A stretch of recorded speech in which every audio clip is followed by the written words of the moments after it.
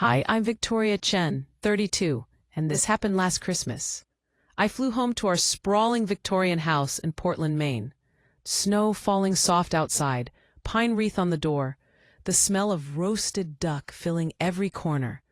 The whole family gathered around the dining table, laughing, clinking glasses, acting like we were living in some perfect holiday movie. The chandelier above us cast warm golden light on everyone's faces. My father sat at the head of the table, like always, carving the duck with precision. Linda, my stepmother, kept refilling wine glasses and making sure every dish was perfectly arranged.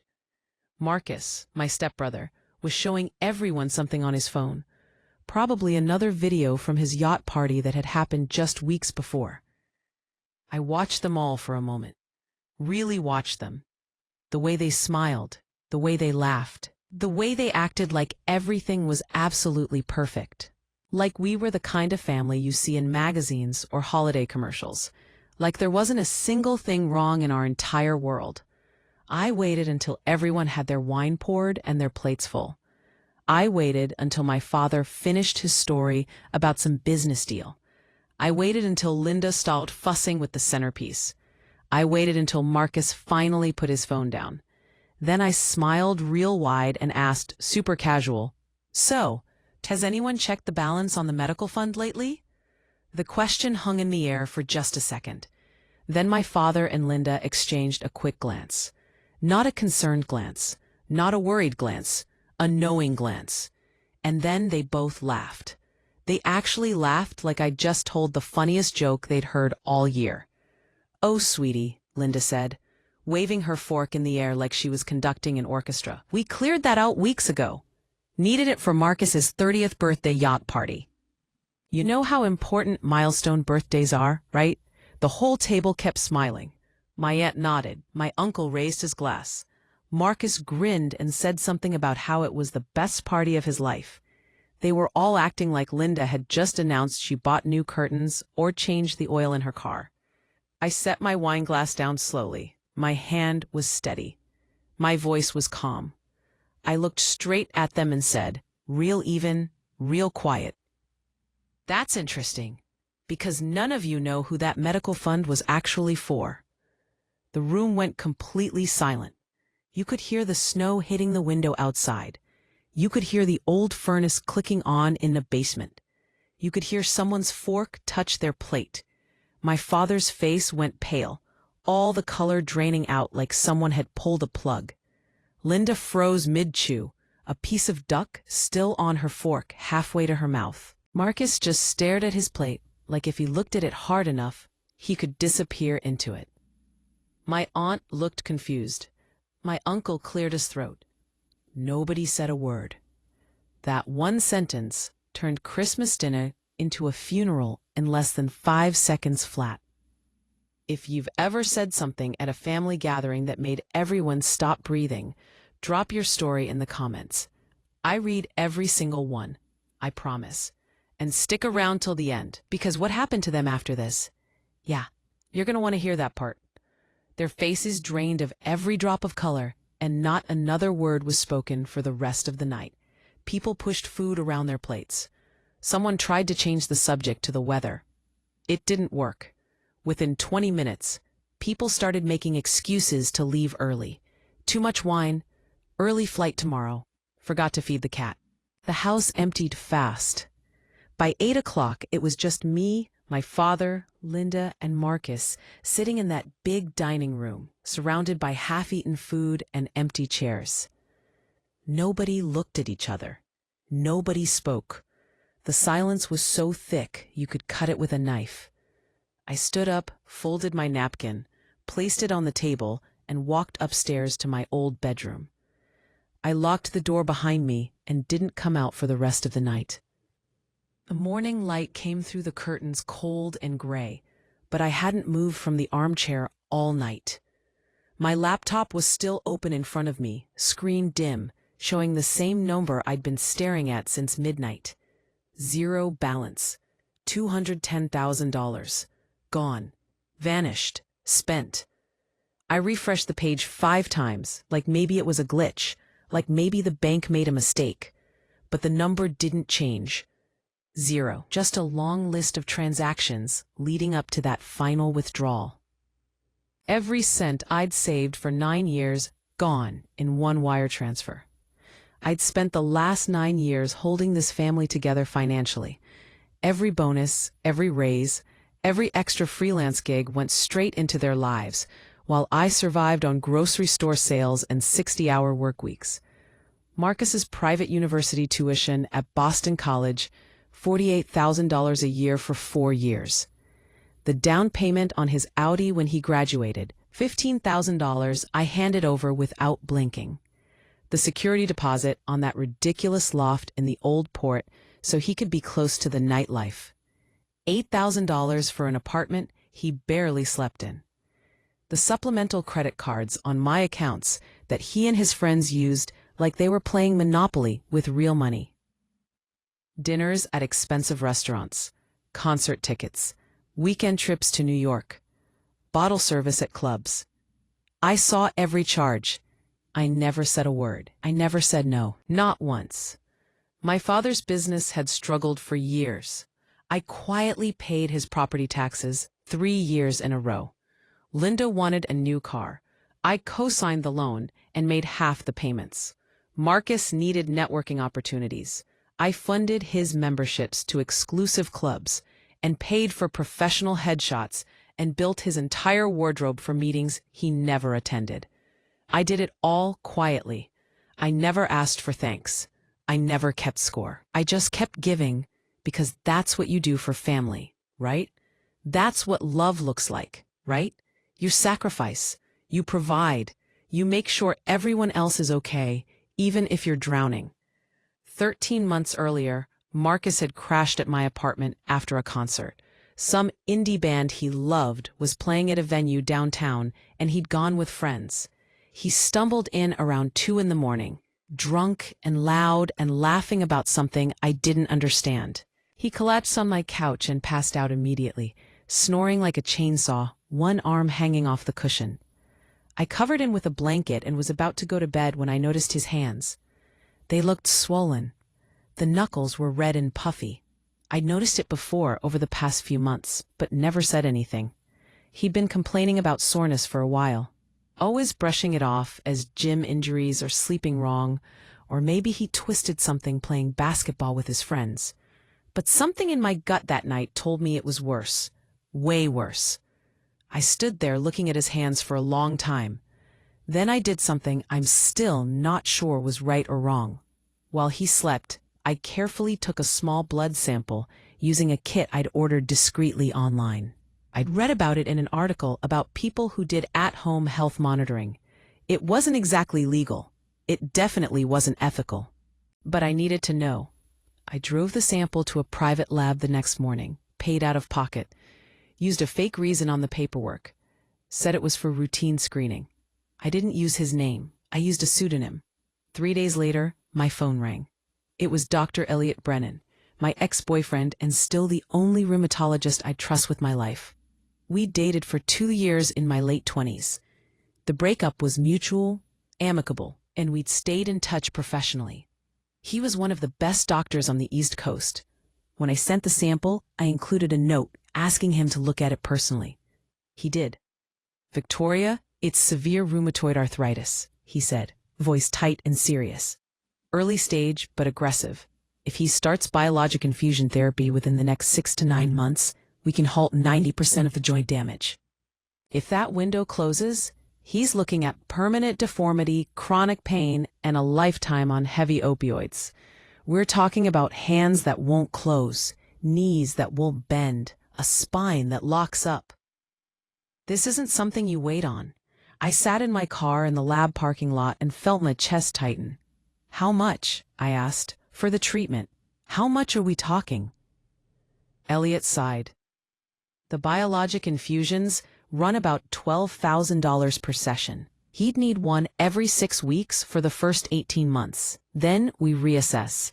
The clinic I work with requires a significant upfront deposit to commit to the protocol, usually around $200,000 to cover the first year and ensure the patient doesn't drop out halfway through. I closed my eyes. Okay, can you send me everything I need to know? He did. That night, I started planning. I didn't tell anyone. Marcus would have panicked and done nothing. He was the kind of person who avoided doctors, ignored symptoms, and pretended everything was fine until it was catastrophic. My father would have dismissed it as dramatics.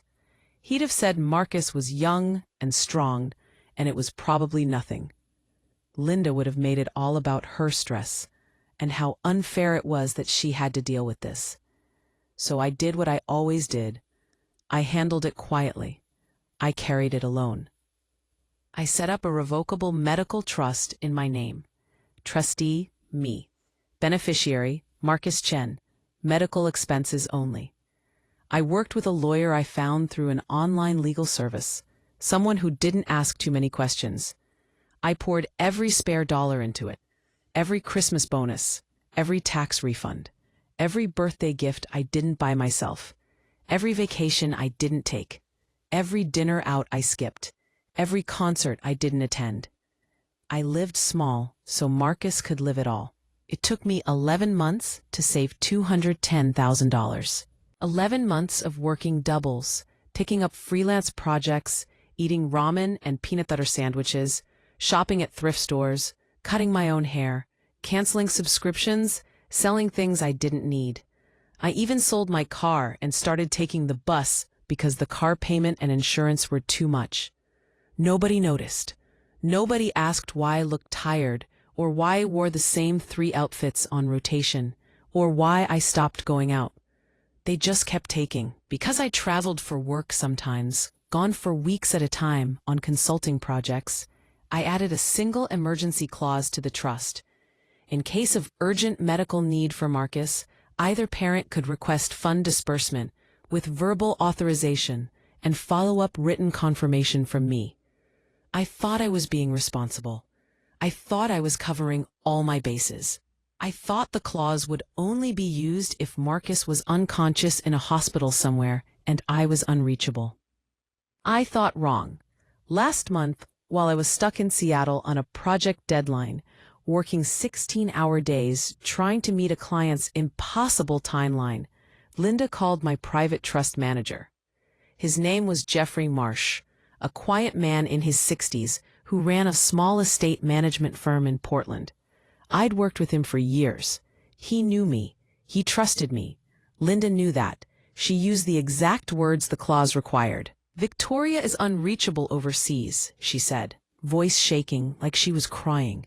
"Marcus is in crisis. She authorized me to handle the withdrawal.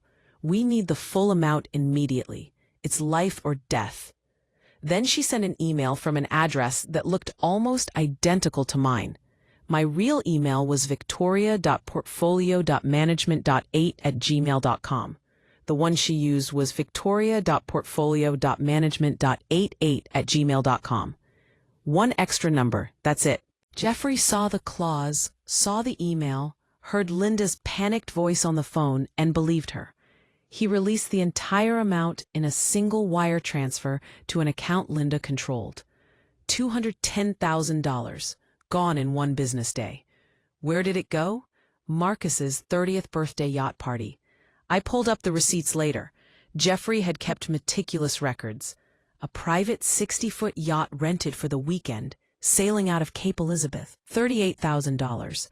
A celebrity DJ flown in from Miami with first-class airfare and accommodation, $15,000. Fireworks launched over Casco Bay at midnight, choreographed to music, $22,000. 200 guests, half of them Instagram influencers who posted every second. Catering and bar service for all of them, $47,000. A custom ice sculpture bar shaped like a giant number 30. $6,000. Professional photographers and videographers to document everything, $12,000. Drone footage, $5,000. Party favors, luxury gift bags for every guest, $8,000. Transportation, luxury shuttles to and from the marina, $7,000. Venue decoration, lighting, sound system, $18,000. Performer fees, they hired a local band as an opening act, $10,000. Insurance and permits, $8,000. Miscellaneous expenses, tips, last-minute additions, coordination fees, $14,000. Total, $210,000. Every single cent. I pulled up Marcus's Instagram. The posts are still there, dozens of them. Him on the bow of the yacht at sunset, arms spread wide, like he was king of the world. Him spraying champagne over a crowd of people in designer clothes, everyone screaming and laughing. Him grinning in front of a neon sign that read, 30, flirty, and thriving, surrounded by influencers making peace signs at the camera. Him with his arms around people I didn't recognize, people who probably didn't even know his last name. The fireworks video had over 100,000 views. The comments were full of people saying it was the best party they'd ever seen. Someone called it legendary. Someone else said Marcus was living his best life. He had no idea that the money lighting up his weekend was supposed to save his hands, his knees, his future. He had no idea that every champagne bottle he popped was another month of treatment he'd never get. He had no idea that the fireworks exploding over the bay were the sound of his mobility burning up in the sky. I sat in that chair in my childhood bedroom until the sun was high in the sky. Laptop battery dead, phone buzzing with messages I didn't read. My stepbrother, the same kid I used to take to the movies when he was 12, the same kid I taught to ride a bike when his dad was too busy, the same kid I helped with his college essays and drove to campus on move-in day, was about to lose his mobility for the rest of his life because our parents traded his health for one night of social media glory. For the first time in 9 years, I didn't cry. I didn't call anyone. I didn't try to fix it. I didn't start planning a backup solution. I just felt something inside me click off like a breaker switch. The part of me that had spent nearly a decade carrying everyone, the part that said yes to every request, the part that believed love meant sacrifice, that part just stopped, shut down, went dark. And that was the morning I decided I was done being their safety net. Stopped. I spent the rest of that day going through my finances, line by line. Every account, every credit card, every automatic payment. Marcus was listed as an authorized user on 3 of my credit cards. Total credit line available to him, $75,000. I removed him from all 3. The BMW he drove, the one I'd made a down payment on, was in both our names. I called the lender and refinanced it solely in his name. They ran his credit. He didn't qualify. The loan was denied. That meant the car was going back. The loft apartment he lived in, I was the guarantor on the lease. I contacted the landlord and formally removed myself. That meant Marcus would have to requalify on his own income. He couldn't. That meant eviction proceedings would start in 30 days. Every monthly subscription I'd been paying for him, streaming services, gym membership, car insurance, phone bill, I canceled all of it. Every automatic transfer I'd set up to make his life easier, I stopped them all.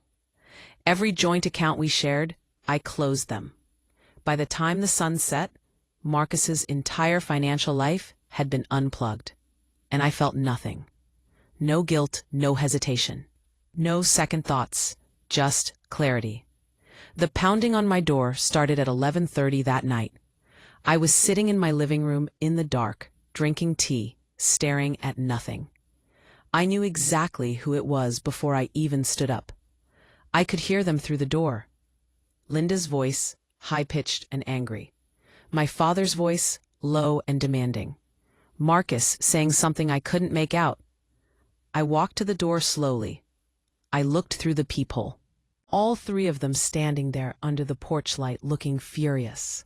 I opened the door, and there they stood, my father, Linda, and Marcus, all 3 of them reeking of wine and fury.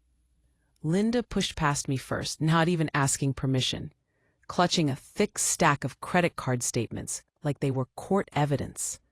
She didn't bother with pleasantries, didn't say hello, didn't ask how I was. She just started yelling. "You froze all of Marcus's cards, didn't you?" she snapped, slamming the papers on my kitchen counter so hard a coffee mug rattled. "Every single one is declined. He couldn't even pay for parking today. Do you know how humiliating that is? Do you have any idea? My father stormed in behind her, face red, veins bulging in his neck. The Audi payment bounced, Victoria. Bounced. They left a repossession notice on the windshield this morning. 72 hours.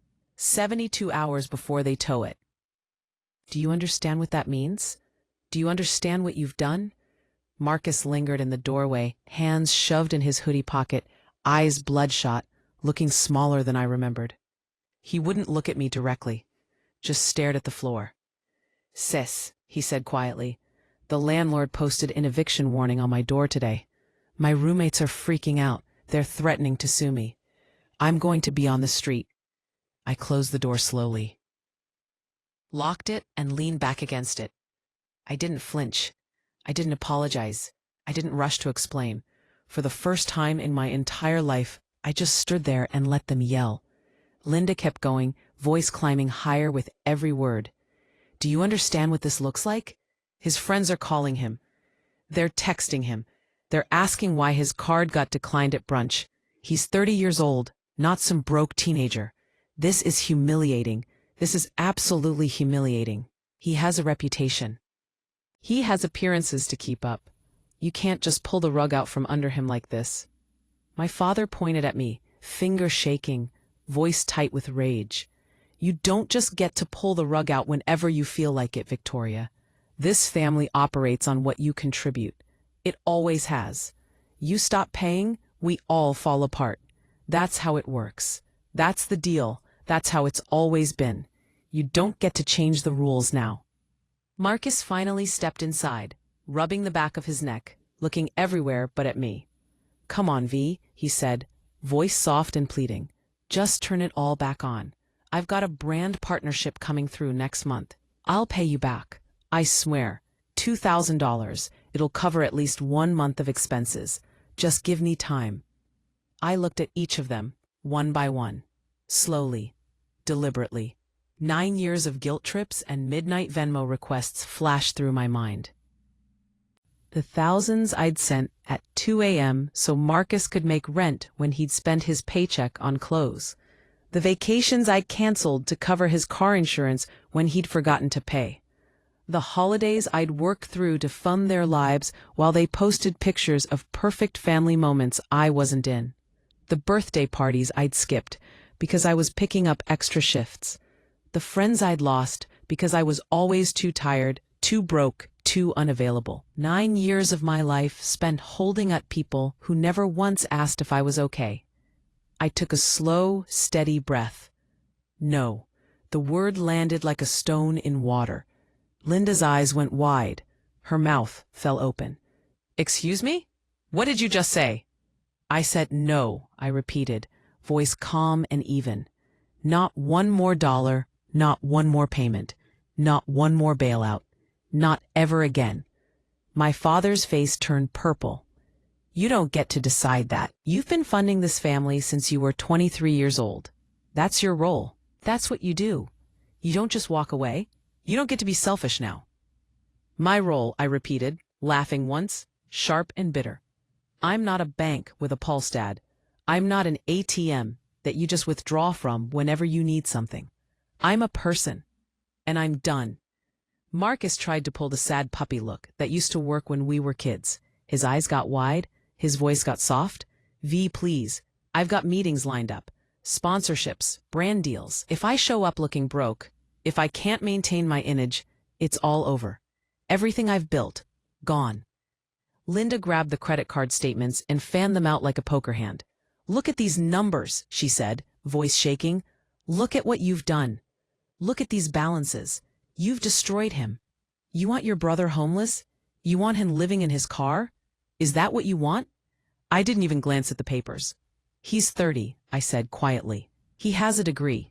He has skills. He has a car he can't afford, and an apartment he doesn't pay for, and a lifestyle that's built entirely on my back. That's not my problem anymore. That's his." My father stepped closer, voice dropping into that cold, controlled tone he used to use when I was a kid, and he wanted to scare me into obedience. You think this ends here? You think we're just going to let you destroy everything we've built? Everything we've worked for? Linda's eyes narrowed to slits. You have 48 hours, she said slowly, deliberately, like she was pronouncing a sentence. 48 hours to reverse every single cutoff. Cards, car note, rent, all of it. Or you're going to see exactly how far we're willing to go to protect this family. Marcus just stood there, shifting his weight from foot to foot, waiting for me to fold like I always did. Waiting for me to sigh and say, okay, fine, and fix everything like I always fixed everything. But I didn't. I walked past all three of them, opened the front door wide, and stood there holding it. Cold air rushed in. 48 hours starts now, I said quietly. Get out. They didn't move at first. They just stood there, staring at me like they were waiting for the punchline. Like surely I was joking.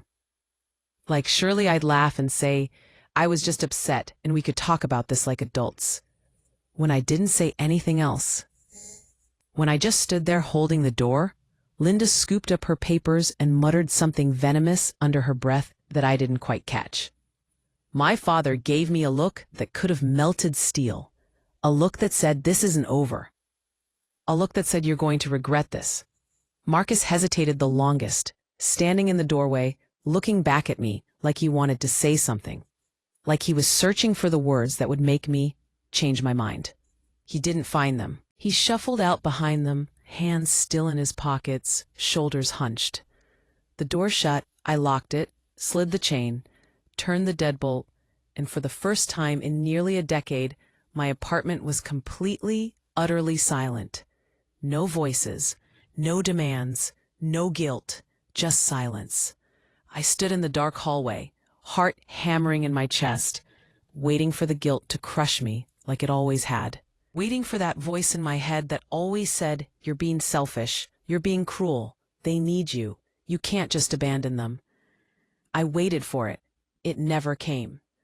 A thick envelope was waiting on my doormat when I got home from work 3 days later. I almost tripped over it. No postage, no return address, just my name printed in blocky black letters on the front, Victoria Chen. I carried it inside, set it on my kitchen counter, and stared at it for a full minute before I opened it. My hands were shaking. I knew it was bad. I could feel it. I tore it open and felt the ground shift under my feet. Petition for appointment of guardian of the estate and person for Victoria Ann Chen. Filed by Robert Chen and Linda Hartley Chen, petitioners. My father and stepmother were suing me for guardianship. They were trying to have me declared incompetent so they could take control of my life, my money, my decisions, everything. The cover letter from their lawyer, Gerald K. Morrison of Morrison and Associates, was printed on expensive letterhead. It was only 3 paragraphs, but every sentence felt like a slap across the face. Paragraph 1. I had suddenly and without reasonable explanation terminated all financial assistance to my family members, demonstrating a reckless disregard for their well-being and an alarming departure from years of established behavior. Paragraph 2. I had displayed clear and documented signs of severe psychological instability, including antisocial behavior, irrational aggression, paranoid ideation, and emotional volatility. Paragraph 3. I posed an immediate and credible risk of squandering my substantial assets, endangering my own welfare, and potentially causing harm to myself or others. Then came the threat. If I sign the attached voluntary guardianship agreement right now, immediately, without contest, they would limit the legal action to financial oversight only.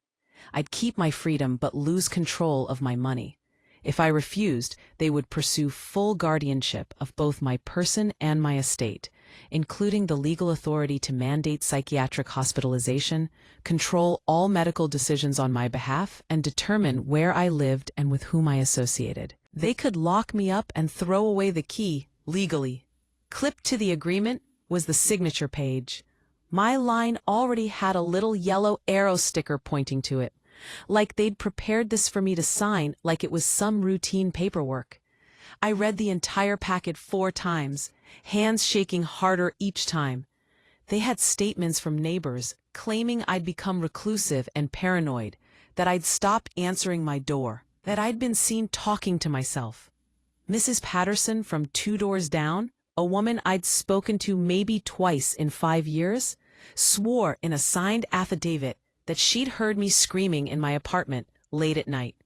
Complete lie. They had printouts of my credit report showing I'd closed joint accounts and removed all authorized users, framing it as evidence of paranoid financial behavior rather than what it actually was, self-protection. They had screenshots of text messages I'd sent Marcus over the past month. Messages like, "You need to get a job," and "I can't keep doing this," and "You're 30 years old, figure it out," all presented as evidence of my irrational aggression and hostility toward family. There was a letter from Linda's therapist, Dr. Raymond Chen, a man I'd never met, never heard of, claiming that Linda had shared deep concerns about my mental state during their sessions. He wrote that Linda feared for my safety because I'd become emotionally volatile, distant, and potentially suicidal. He recommended immediate intervention. A letter was dated 2 weeks ago. They'd been planning this. They even included a draft emergency motion asking a judge to freeze all my bank accounts immediately, effective the moment it was filed, until a hearing could be held. They wanted to cut off my access to my own money before I even had a chance to fight back. I stood in my kitchen, reading these papers over and over until the words stopped making sense. They were going to have me declared insane. They were going to take everything, and it was all legal. I called the only lawyer I trusted, Nina Ortiz, someone I'd worked with on a contract dispute 2 years ago when a client tried to stiff me on payment. She was sharp, ruthless, and didn't take shit from anyone. She answered on the first ring. "Victoria," she said. I could hear traffic in the background. She was driving. "What's wrong?" I couldn't even form words for a second. My voice came out shaky. "They're trying to take guardianship of me." "My family. They filed a petition." Nina's voice changed immediately, became focused. "Breathe. Send me everything right now. Every page. Photograph it and text it to me. I'm pulling over." I did. My hands were shaking so hard, it took 3 tries to get clear photos. I sent them all. 15 minutes later, she called back, and I could hear the anger in her voice. "They're filing under Maine's Adult Protective Services statutes, Title 22, she said. "Family members can petition for guardianship if they can prove the person is incapacitated or poses an imminent danger to themselves or others. The voluntary agreement is a trap. If you sign it, you hand them total control of your finances and you'll never get it back. If you fight it, they'll push for an emergency hearing, and judges in these cases sometimes grant temporary orders based on very little actual evidence, especially if the petitioners show up crying and desperate. I've seen it happen dozens of times." "How strong is their case right now?" I asked. "Weak on facts," Nina said, "but strong on emotion. And emotion wins a lot of these cases, especially in the early stages. Judges hear tearful parents talking about their poor, disturbed daughter, and sometimes that's enough to get an interim guardianship order, even if it gets overturned months later. By then, the damage is done. We need to move immediately. Like, right now, tonight." She told me to pull every bank record, every email, every text thread, every piece of evidence I had that proved I was fully competent, rational, and that they were the ones who'd committed fraud. She told me to document everything they'd taken from me over the years, every payment I'd made on their behalf, every bill I'd covered, every time I'd bailed them out. She also told me to prepare myself, because this was going to get worse before it got better. "They're going to come at you hard," she said. "They're going to lie. They're going to manipulate. They're going to do everything they can to paint you as unstable, and you need to be ready." That night, I didn't sleep. I sat at my kitchen table, surrounded by file folders, my laptop, my phone, a scanner I'd borrowed from work. I pulled bank statements going back 9 years. I printed every Venmo transaction, every wire transfer, every credit card statement showing charges Marcus had made. I screenshotted every text message. I wrote a timeline of every major financial event, every time I'd given money, every time they'd asked for more. By the time the sun came up, I had a folder 3 inches thick. Every time I thought about just signing the voluntary agreement to make it stop, to avoid the fight, to just let them have the money and walk away, I pictured Marcus popping champagne on that yacht while his joints deteriorated. I pictured Linda laughing at Christmas dinner. I pictured my father's face when I asked about the medical fund. That moment of, oh shit, before he covered it with a smile. And I kept going. By dawn, I had a plan. I wasn't signing anything. I wasn't begging. I wasn't explaining myself to people who'd spent 9 years bleeding me dry. And I sure as hell wasn't letting them lock me up to keep their cash flow running. I printed everything, organized it into sections with labeled tabs, sealed it in a legal folder, and prepared a cover letter to Gerald K. Morrison. It was 1 sentence: "See you in court." I mailed it certified, return receipt requested. Then I went to work like it was a normal day, sat through meetings, answered emails, and pretended my entire life wasn't imploding. Nobody at work knew. Nobody asked. I looked fine on the outside. Professional, competent, calm. Inside I was dying. If you feel my words, show your support by liking the video and subscribing to the channel. And tell me from which city you belong, so I can see how far a woman's impactful voice can reach. Help me build this community, so we can bring more truthful stories for you. 3 nights later, the temperature dropped and snow started falling hard. I came home late from work, exhausted. Arms full of grocery bags, and found a certified letter taped to my apartment door. The envelope was from my employer's benefits department, Human Resources. My stomach turned over before I even opened it. I set the groceries down in the hallway, tore open the envelope, and read the single page inside. Immediate suspension of health insurance coverage due to suspected fraudulent claims totaling $52,000, effective immediately. Attached were 9 itemized billing statements. Psychiatric emergency admission at Maine Medical Center, $8,400. Inpatient detoxification treatment at Ocean View Recovery Center in Brunswick, $11,200. 72-hour suicide watch hold at Mercy Hospital in Augusta, $6,800. Another psychiatric emergency admission, this time at a facility in Lewiston, $7,900. Outpatient therapy sessions I'd never attended, $4,200. Prescription medications I'd never taken, $3,100. Another detox stay, $9,100. Crisis intervention services, $1,300. All dated within the last 2 months. All listing me as the patient, all with electronic signatures that looked exactly like mine. Digital versions of my signature, probably copied from documents I'd signed years ago and pasted onto these fake forms. I had never set foot in any of those places. I'd never been to rehab. I'd never been on suicide watch. I'd never had a psychiatric emergency in my entire life. This was all fake. Completely fabricated. I called the insurance company right there in the hallway, grocery bags melting snow onto the floor, hands shaking so hard I could barely dial.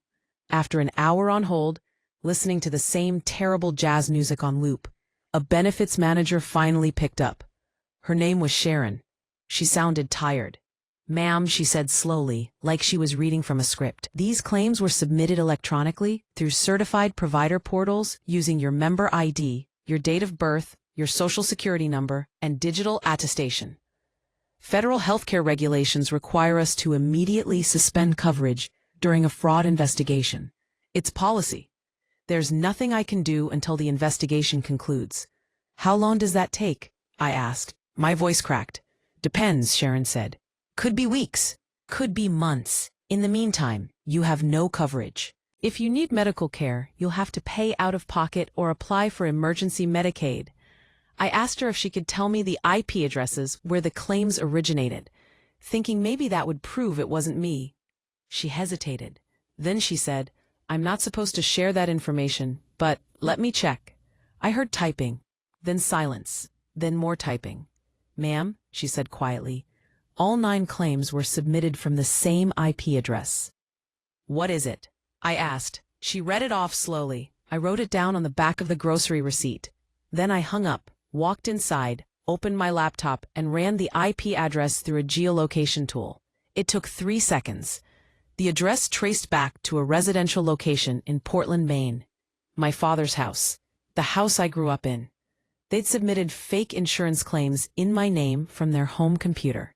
They'd forged my signature. They'd invented entire medical events that never happened. And they'd done it to make me look unstable, to build their case for guardianship, and to cut off my health insurance so I'd be even more vulnerable. I sat on my couch, staring at my laptop screen until the words blurred. Then I called Nina. It was almost midnight. She answered anyway. "They filed fake insurance claims," I said. My voice sounded hollow. 9 of them, from my dad's house. Nina swore under her breath. "Forward me everything. Every document, every email from the insurance company. I need it all tonight. This is identity theft, insurance fraud, and wire fraud if any of those payments cross state lines. This just became a federal case." That same night, just past midnight, someone started banging on my door. Not knocking, banging, like they were trying to break it down. I sat up on the couch where I'd fallen asleep. My heart was pounding. The banging didn't stop. I crept to the door and looked through the peephole. 2 Portland Police Department cruisers were parked outside, blue lights flashing through the falling snow. My stomach dropped. I opened the door a crack, chain still on. Cold air and snow rushed in. 2 officers stood on my steps. The closest one was a woman, maybe 40, with sharp eyes and snow dusting her shoulders. Her badge said Officer Klein. "Ma'am," she said, voice professional but not unkind. "We received a 911 call from a family member stating that you were inside this apartment attempting to harm yourself. The caller reported hearing you screaming and the sound of glass breaking. We're required by law to enter and perform a visual welfare check to confirm your safety." I felt like I'd been punched in the chest. "I'm fine," I managed to say. My voice came out shaky. "I was asleep. I'm alone. There's no emergency." Officer Klein nodded, like she'd heard that exact response 1,000 times. "I understand, ma'am, but policy requires a visual confirmation when a report is this specific and involves potential self-harm. It won't take long. I'm sorry, but we do have to come inside." I unhooked the chain and stepped aside. 2 officers walked through my apartment, boots leaving wet prints on the floor. They opened every closet, looked under the bed, checked behind the shower curtain, shined flashlights into corners, opened kitchen cabinets looking for pill bottles, checked the bathroom for razors or anything sharp. One of them, a younger officer whose badge said Matthews, radioed back to dispatch. "Subject is conscious, responsive, no visible injuries, no signs of distress, no evidence of self-harm, no weapons, no broken glass. Apartment is clean and organized." Officer Klein handed me a form declining medical transport and psychiatric evaluation. I signed it, hand still trembling. My signature looked shaky and wrong. As they turned to leave, Officer Klein paused in the doorway. Snow was coming down heavier now, piling up on the steps. She looked at me for a long moment. Then she said quietly, "You got someone in your life who's got it out for you this bad?" I laughed once. It came out bitter and broken. "My parents." She didn't even blink, didn't look surprised, didn't act like it was weird. "We get those calls more than you'd think," she said. "Most of them aren't real. False reports to harass someone or set up a paper trail for legal action. Happens all the time in family disputes." She pulled a card from her pocket and handed it to me. "Next time they pull this, and there probably will be a next time, call me directly first. I'll make sure dispatch logs the history, and the responding officers know this is a pattern. It might not stop them from coming, but it'll help. I took the card. My fingers were numb. Thank you, I whispered. She nodded once and left. I watched the cruisers pull away, blue lights disappearing into the snow. I closed the door, locked every lock, slid the chain, and shoved a chair under the doorknob. Then I walked to my couch, sat down still wearing my coat and boots, and opened my insurance portal on my phone. My health plan was marked inactive. Fraud investigation pending. $52,000 in fake claims. A midnight welfare check with police. They weren't even pretending to be subtle anymore. This was psychological warfare. This was them showing me what they could do, how far they'd go, how much power they still had. I curled up on the couch. Boots leaving wet marks on the cushions, coat still zipped, and for the first time since I cut them off, the crushing, suffocating weight of total isolation hit me like an avalanche. No one was coming to save me. No one even knew I needed saving. My friends had drifted away years ago because I was always too busy, too broke, too tired. My coworkers didn't know anything about my personal life. I'd kept it all hidden, kept pretending everything was fine. And now I was completely alone, fighting people who were supposed to love me, people who were supposed to protect me. I stayed there on that couch until the sun came up and the sky turned from black to gray. I didn't sleep. I just sat there clutching Officer Klein's card so hard the edges cut into my palm, leaving little red marks. When the sun was finally up, I took a shower, got dressed, made coffee, and went to work. I sat in meetings. I smiled. I answered questions. I pretended I was fine. And nobody knew that my life was falling apart. A process server caught me outside my favorite coffee shop on a bright Saturday morning in late April. The sun was shining. Tulips were blooming in the planters along the sidewalk. People were walking dogs and pushing strollers. Everything looked normal and peaceful. I was holding an iced latte, checking my phone, when a man in a gray suit stepped directly into my path. He didn't say excuse me. He didn't apologize. He just held out a thick, white envelope with an official-looking seal on it. "Victoria Chen?" he asked. I nodded, confused. He pressed the envelope into my hand. "You've been served," he said flatly. Then he turned and walked away before I could even respond. I stood there on the sidewalk, people flowing around me, and stared at the envelope. My hand started shaking before I even opened it. I sat down on a nearby bench and tore it open. Summons. In the matter of the guardianship of Victoria Ann Chen. Hearing date, May 7th, 9 o'clock in the morning. Location, Cumberland County Courthouse, Courtroom 3B. Presiding Judge, Honorable Lorraine Vasquez. My coffee sat forgotten beside me while I read every single page. There were 17 pages in total. The petition itself, supporting affidavits, medical opinions, witness statements, all of it designed to paint me as mentally incompetent, dangerous to myself, and in desperate need of someone else to control my life. 12 witnesses had signed affidavits, 12 people swearing under oath that I was unstable. Dr. Philip Tran, board-certified psychiatrist, claiming he'd treated me over 6 sessions for severe depressive episodes with active suicidal ideation, noting that I'd expressed specific plans to harm myself and had refused medication. Complete fabrication. I'd never met Dr. Philip Tran in my entire life. I'd never been to a psychiatrist. Social worker Emma Larson, alleging she'd conducted 3 separate home welfare visits over the past 2 months, where I'd refused to open the door, shouted threats through the door, and exhibited signs of severe paranoia and possible substance abuse. I tried to remember if anyone named Emma Larson had ever come to my apartment. No one had. No social worker. No welfare check. Nothing.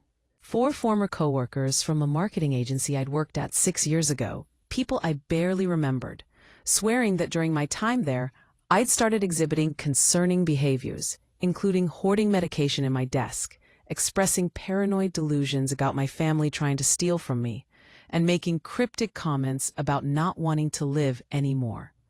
I remembered that job. I'd left because I got a better offer.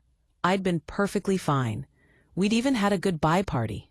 Two neighbors, Mrs. Patricia Hendricks and Mr. James Morello, from streets I'd never even lived on, describing in vivid detail my erratic behavior over the past year. Screaming at all hours, throwing things, leaving my apartment looking disheveled and confused, talking to myself in the hallway. One of them claimed I'd knocked on their door at 3 a.m, rambling incoherently about people following me. I'd never lived on their street. I'd never met these people. They were complete strangers who'd signed legal documents swearing they knew me.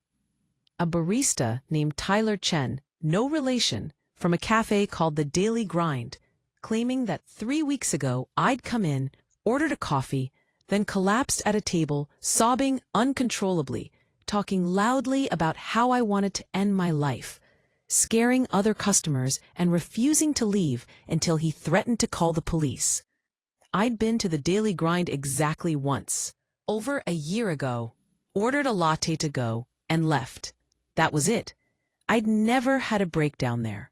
I'd never even sat down. Every single affidavit was notarized on the same date, April 15th, 11 days ago.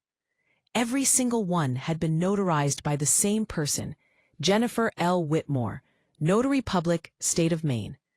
Every one of them painted me as dangerous, unstable, and incapable of managing my own affairs. And every single one was a lie, that they were sworn statements. Legal documents, submitted to a court. They looked official. They looked real. And to a judge who didn't know me, they'd look credible. The petition itself asked Judge Vasquez to issue an order declaring me legally incompetent, appointing Robert Chen and Linda Hartley Chen as joint guardians of both my person and my estate, and granting them immediate emergency authority to freeze all my bank accounts, revoke my driver's license, seize my passport, take control of all my assets, and place me in a psychiatric treatment facility for evaluation and stabilization, with the authority to extend my commitment indefinitely if they deemed it medically necessary. They were asking for the legal right to lock me up, to take everything I owned, to make every decision about my life, where I lived, what medical treatment I received, who I could see, who I could talk to. Everything. And it was all based on lies. I sat on that bench reading those papers until my coffee went warm and gross, until the ice melted completely, until people started giving me concerned looks as they walked past. My hands wouldn't stop shaking. My chest felt tight. I couldn't breathe right. I drove straight to Nina Ortiz's office. I didn't call first. I just showed up. The receptionist tried to tell me Nina was with a client, but I must have looked completely unhinged because she picked up the phone and 2 minutes later, Nina came out, took one look at me, and ushered me into her office. I handed her the entire packet without saying a word. She spread the documents across her large wooden desk and started reading. I watched her face change. Her jaw tightened. Her eyes narrowed. She started making notes on a legal pad, underlining things, circling names, drawing arrows between documents. After 15 minutes of complete silence, she looked up at me. 12 affidavits filed within 72 hours of each other, she said, voice low and controlled. That's not organic. That's not coincidental. That's coordinated. That's orchestrated. Look at this. She pointed to the notary stamp on each document. Same notary, same date, same timestamps, all within a 3-hour window. These were all signed in the same location on the same day. This was a signing party. They gathered all these people, probably paid them, and had them sign in bulk. She pointed to 4 of the affidavits, and look at this language. These 4 witnesses, the former co-workers, they all use the exact same phrasing. Subject express intent to harm herself rather than continue supporting her family financially. Word for word, same sentence structure, same terminology. Nobody talks like that naturally. This was written by one person, probably Morrison, and copied into 4 different affidavits. She kept flipping through pages, getting angrier. And these neighbors? She tapped Mrs. Hendricks and Mr. Morello's statements. I'm going to run property records. I bet you anything they don't even live where they claim to live. I bet they're friends of your father or Linda, or they were paid. Nina pulled up Maine's guardianship statutes on her computer, typed quickly, pulled up several case files. These hearings are bench trials, she explained. No jury. Judge Vasquez hears all the evidence and makes a decision that same day in most cases. If she believes even 30 or 40% of what's in these affidavits, if she thinks there's any credible evidence that you're a danger to yourself, she can sign an emergency guardianship order on the spot. You could lose your rights before lunch. You could be committed to a psychiatric facility by dinner. And once that happens, even if we overturn it later, the damage is done. You'll have a psychiatric hold on your record. You'll have a guardianship case attached to your name. Employers will see it. Landlords will see it. It follows you. So what do? I asked. My voice came out small and scared. We destroy their case, Nina said simply. We don't just defend. We go on offense. She slid a thick stack of papers toward me that she pulled from a drawer. I've already started. The notary, Jennifer Whitmore. I subpoenaed her records yesterday. She has to produce her notary journal showing every document she notarized on April 15th. If these people weren't physically present when they signed, which I'm guessing they weren't, that's notary fraud. That's a crime. The cafe, the Daily Grind. I've already requested their security camera footage for the date in question. If you weren't there having a breakdown, the footage will prove it. Your employer, I contacted your HR department. They're sending me your complete attendance records, performance reviews, and any documentation of workplace behavior. If you were at work on the days you supposedly had psychiatric emergencies, that's proof. The neighbors, I'm running full background checks. Property records, tax records. I want to know if they actually live where they say they live, and if they have any connection to your father or Linda. And most importantly, she said, leaning forward, I have Dr. Elliot Brennan locked in. He's agreed to testify. Full testimony about Marcus's diagnosis, the medical trust, the timeline, the forged withdrawal, everything. He'll testify under oath that you created a sophisticated, legally sound medical trust to save your brother's life, that you funded it with your own money over nearly a year, and that your family defrauded that trust. That's not the behavior of someone who's mentally incompetent. That's the behavior of someone who's responsible, forward-thinking, and self-sacrificing. Nina pulled out another document, and I have these. 3 of the 12 witnesses have already recanted. She fanned out 3 sworn affidavits, new ones, dated 2 days ago. Rebecca Mills, former coworker, statement, I was contacted by Robert Chen and offered $750 to sign a pre-written statement about Victoria Chen. I never worked closely with Victoria. I signed the document without reading it carefully. I now realize the statements are false, and I wish to withdraw my affidavit. David Park, former coworker, statement, I was paid $750 by Linda Hartley Chen to sign a document I was told was for insurance purposes. I did not write any of the content. I have never witnessed Victoria Chen exhibit any behavior described in the affidavit. I was told that if I didn't sign, Victoria's family would suffer. I regret my involvement. Jennifer Stokes, former coworker. Statement, I signed a legal document provided by Gerald Morrison after being paid $750. I was assured it was routine and harmless. The statements attributed to me are not based on my actual observations. I wish to correct the record. Asked. Nina smiled, sharp and cold. I'm very good at my job. I had an investigator contact every single witness on that list. He identified himself as working for the respondent's legal team and asked if they'd be willing to verify their statements under recorded interview. 3 of them panicked immediately and admitted they'd been paid. Once they realized this was going to court, that they could be charged with perjury, that this was serious, they folded. The investigator had them sign new affidavits correcting the record. We'll present these at the hearing. Part. What about the others? I asked. Still working on it, Nina said. But 3 recantations is enough to establish a pattern of witness tampering and fraud. It poisons the whole case. She pulled out a thick binder. This is our evidence file. Every bank record showing the payments you made to your family over 9 years.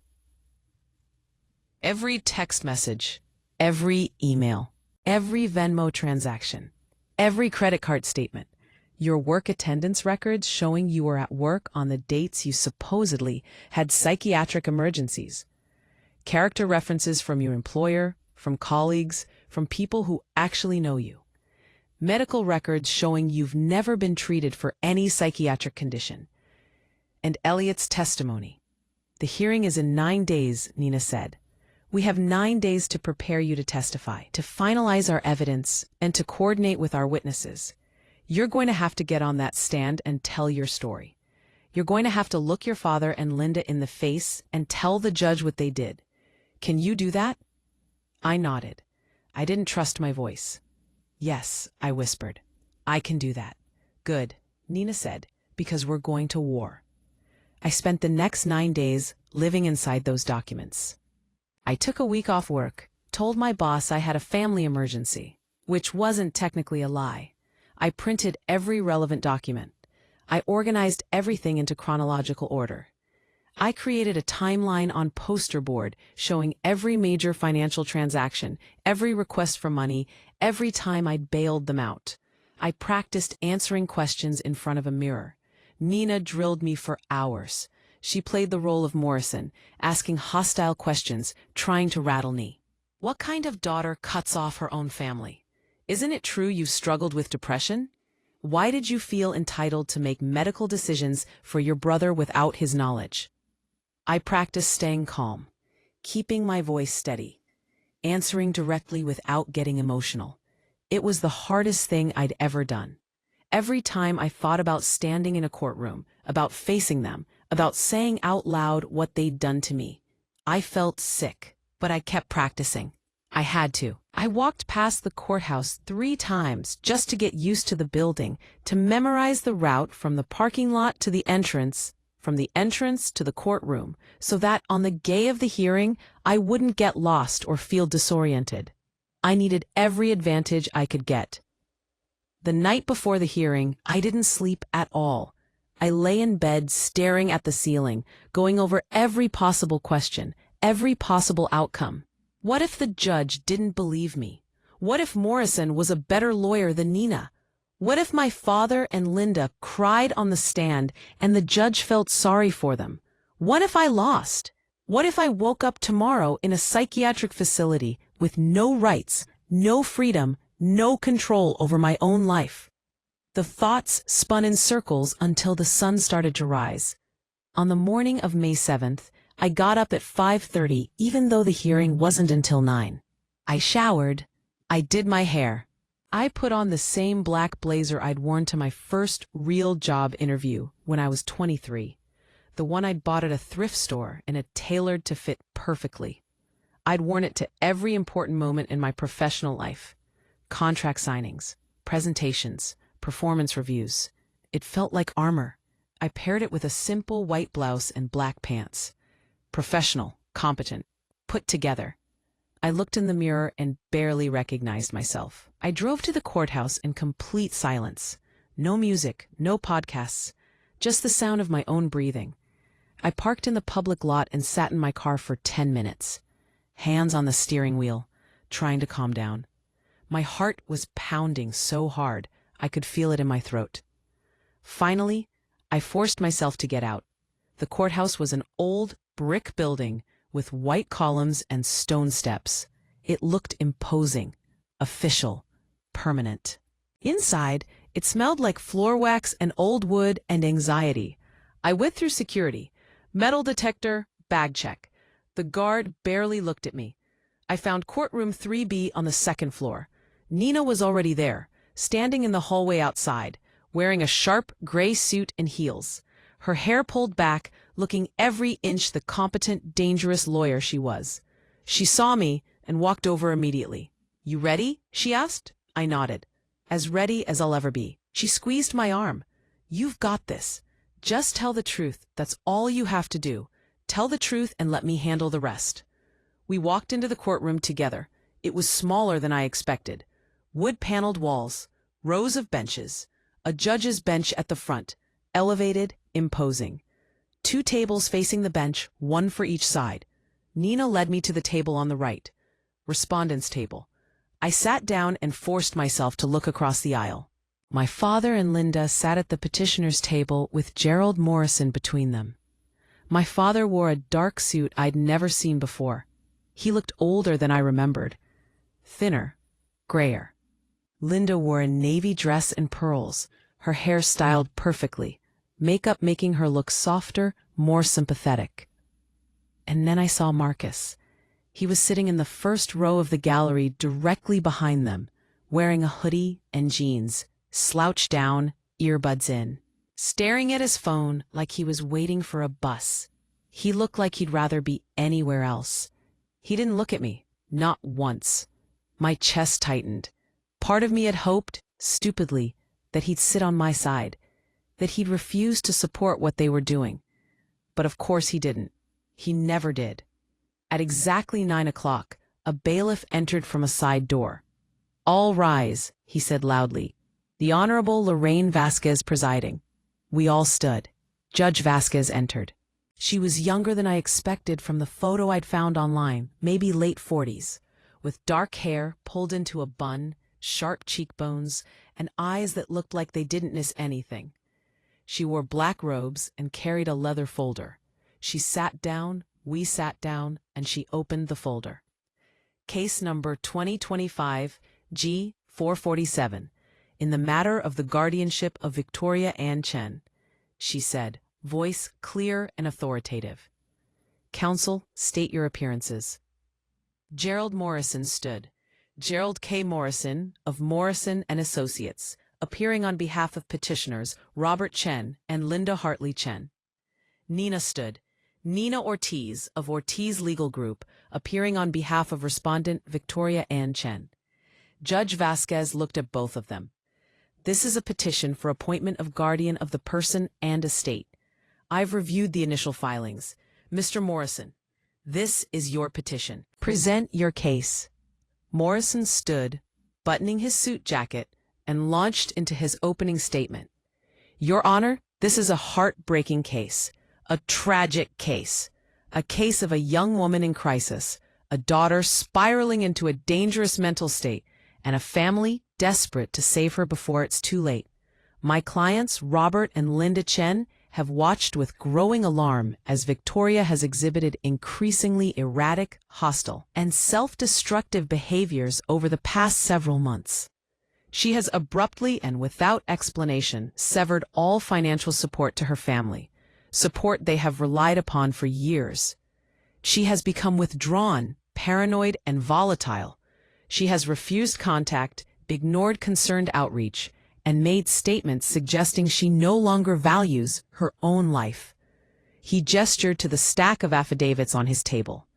"We have 12 witnesses, Your Honor. 12 credible individuals, including medical professionals, social workers, former colleagues, and concerned neighbors, all of whom have observed firsthand Victoria's decline. We have documentation of psychiatric emergencies, suicide attempts, substance abuse concerns. This is not a family trying to control their daughter. This is a family trying to save her life. We ask this court to grant immediate guardianship so that Victoria can receive the help she desperately needs before it's too late." He sat down. Judge Vasquez looked at Nina. "Miss Ortiz?" Nina stood, and when she spoke, her voice was calm, cold, and absolutely certain. "Your Honor, this is not a case about a daughter in crisis. This is a case about financial exploitation disguised as concern. This is a calculated, orchestrated attempt to seize control of my client's life and assets through fabricated evidence, paid witnesses, and systematic fraud. The petitioners did not file this petition out of love. They filed it out of greed. When my client stopped being their personal ATM, they retaliated. We will prove that the evidence supporting this petition is false. We will prove that witnesses were paid to lie. We will prove that my client is fully competent, mentally sound, and has been the victim, not the perpetrator of financial abuse. We ask for immediate dismissal and referral to law enforcement for criminal investigation. Judge Vasquez leaned back in her chair, eyes moving between them. Strong words from both sides. Let's hear the evidence. Mr. Morrison, call your first witness. Morrison stood. Petitioners called Dr. Philip Tran. A side door opened and a man in his 50s entered, wearing a suit, looking professional and serious. He took the witness stand and was sworn in. Morrison walked him through his credentials. Board-certified psychiatrist. 20 years of experience. Published research. Then Morrison got to the point. Dr. Tran, did you treat Victoria Chen?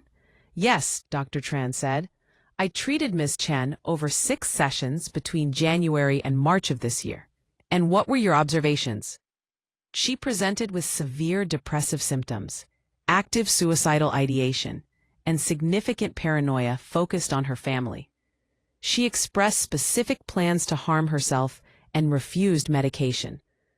In my professional opinion, she poses a significant risk to herself and requires immediate intervention and inpatient treatment. Nina stood for cross-examination. Dr. Tran, where is your office located? Downtown Portland, he said. On Congress Street. And you're saying Victoria Chen came to your office 6 times between January and March? Yes. Nina walked to our table, picked up a document and approached him. This is Ms. Chen's work attendance record for January through March. Admitted into evidence as Exhibit A. Can you tell me what this shows? Dr. Tran looked at it, confused. It appears to show her work schedule. Correct? And on the 6 dates you claim she attended therapy sessions with you, where was she? He hesitated. According to this, she was at work. In Seattle. 3,000 miles away. Dr. Tran's face went pale. There must be some mistake in the dates. Nina smiled. Or there's a mistake in your testimony. Dr. Tran, how much were you paid to sign that affidavit? I object, Morrison shouted, jumping to his feet. Counsel is badgering the witness. Overruled, Judge Vasquez said. Answer the question, Dr. Tran. He hesitated. I was contacted by Mr. Chen and offered a consultation fee. How much? Nina pressed. $5,000, he admitted quietly. And did you ever actually meet Victoria Chen? No. So your entire affidavit is based on information provided to you by her father? Yes. Nina turned to the judge. No further questions. Morrison called his next witness, social worker Emma Larson. She testified about the 3 home visits where I supposedly refused entry and exhibited paranoid behavior. Nina cross-examined her with my apartment building's security logs showing no visitor named Emma Larson had ever entered the building. Emma Larson admitted she'd been paid $1,200 and had never actually visited me. Morrison's case was falling apart in real time. After the 3rd witness crumbled under Nina's cross-examination, Judge Vasquez held up her hand. Mr. Morrison, I'm noticing a pattern here. Do you have any witnesses who actually have first-hand knowledge of your client's alleged condition? Morrison looked panicked. Your Honor, we have the affidavits. The judge's eyes narrowed. The affidavits that are being systematically discredited? Mr. Morrison, I'm losing patience. Nina stood. Your Honor, if I may, the respondent would like to call a witness. Judge Vasquez nodded. Proceed. Nina turned toward the side door. The respondent calls Dr. Elliot Brennan. The door opened. Elliot walked in wearing a charcoal suit, looking professional and serious, carrying a burgundy folder thick with documents. He hadn't looked at me once since entering the courtroom. He took the witness stand and was sworn in. Nina started gently. Dr. Brennan, please state your credentials and relationship to this case. I'm a board-certified rheumatologist practicing in Boston. 13 months ago, I diagnosed Marcus Chen, the respondent's stepbrother, with severe, rapidly progressing rheumatoid arthritis. A murmur went through the courtroom. Linda's face went white. My father gripped the edge of the table. Marcus pulled out his earbuds and sat up straight. Nina continued, "Can you explain the significance of this diagnosis? Without aggressive biologic therapy initiated within 6 to 9 months of diagnosis, permanent joint destruction is medically inevitable. We're talking about lifelong disability, hands that won't close, knees that won't bend, chronic pain requiring opioid management. This is a disease with a very specific treatment window. If you miss it, the damage is irreversible." And what did Victoria Chen do when she learned of this diagnosis? Elliot opened his folder. Ms. Chen established a revocable medical trust in her own name, designated solely for Marcus's medical care. She funded it entirely herself over the course of 11 months, contributing a total of $210,000. This amount was specifically calculated to cover the upfront deposit required by the treatment facility for the first 18 months of biologic infusion therapy. Nina projected documents onto a screen at the front of the courtroom. Bank statements showing my deposits into the trust, the trust documents themselves, the treatment center's fee schedule. Elliot continued. Chen included a single emergency clause allowing either parent to request fund disbursement in case of immediate medical need with her authorization. This was a reasonable provision, given that she traveled frequently for work. "And what happened to that money?" Nina asked. "The trust was fraudulently accessed." Elliot pulled out more documents and Nina projected them. A forged email purporting to be from Ms. Chen. A withdrawal request. Bank records showing the full $210,000 being wired to an account controlled by Linda Hartley Chen. And where did that money go? Elliot's voice was steady, clinical, devastating. It was used to fund a birthday party. He clicked through projected images. The yacht rental invoice, $38,000. The DJ contract, $15,000. The fireworks permit and service invoice, $22,000. The catering bill, $47,000. He went through every single expense, every dollar. The courtroom was completely silent. Marcus's 30th birthday party. Total cost, $210,000, the exact amount intended to preserve his long-term health and mobility. "And what is Marcus Chen's prognosis now?" Nina asked. "The treatment window has closed. He's already experiencing progression. Within 5 to 10 years, he will require mobility assistance. He will live with chronic pain. He will likely become dependent on opioid medications. The opportunity to prevent this was lost when the trust was depleted." Nina turned to face my father and Linda directly. "Dr. Brennan, in your professional opinion, does the establishment of this trust, the funding of it, and the attempt to protect it demonstrate mental incompetence?" "Absolutely not. It demonstrates extraordinary responsibility, foresight, financial planning, and self-sacrifice. Ms. Chen's actions are consistent with someone who is highly competent, rational, and acting in the best interests of a family member." Nina smiled. No further questions. Morrison stood for cross-examination, but he looked defeated. He asked a few weak questions about doctor-patient confidentiality and whether Elliot had Marcus's permission to share this information. Elliot calmly explained that Marcus was present in the courtroom and could object if he chose, and that the information was being disclosed in a legal proceeding related to fraud. Morrison sat down. Judge Vasquez looked at Marcus. "Mr. Chen, do you have anything to say?" Marcus stood slowly, pulling his hoodie down. He looked at Linda, then at my father. His voice cracked when he spoke. "Mom, is this true? Did you take my medical money for my party?" Linda wouldn't look at him. She was crying, mascara running down her face. Marcus turned to me for the first time. His eyes were red. "Sis, I didn't know. I swear I didn't know." Judge Vasquez banged her gavel once. "Mr. Chen, please sit down. We'll address this momentarily." Marcus sat, but he kept staring at Linda and my father, like he was seeing them for the first time. Nina stood again. "Your Honor, I have 3 additional exhibits." She handed documents to the bailiff, who passed them to the judge. "These are recantation affidavits from 3 of the petitioner's 12 witnesses. Each admits they were paid between $750 and $1,000 to sign false statements. Each admits they have no actual first-hand knowledge of Ms. Chen's mental state. I also have security footage from the Daily Grind Cafe showing that on the date the alleged breakdown occurred, Ms. Chen was not present at the establishment. And finally, I have property records showing that 2 of the listed neighbors don't actually live at the addresses they claimed. Judge Vasquez read the documents in complete silence.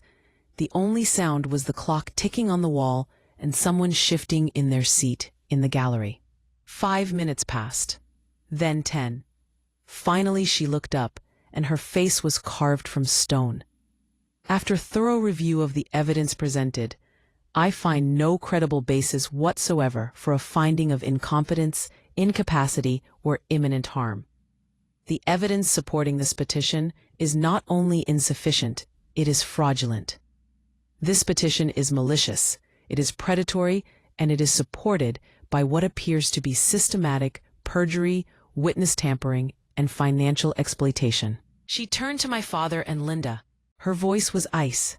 Robert Chen and Linda Hartley Chen, your petition is denied with prejudice.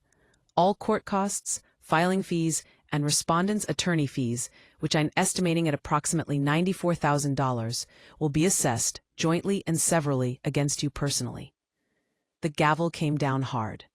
Furthermore, pursuant to Maine Revised Statutes Title 18C, Title 17A, Title 22, and federal statutes regarding wire fraud and identity theft, I am referring this entire matter immediately to the Cumberland County District Attorney's Office and the United States Attorney for the District of Maine for investigation into charges including, but not limited to, exploitation of a dependent adult, attempted exploitation of an incapacitated adult, forgery, identity theft, insurance fraud, witness tampering, and perjury.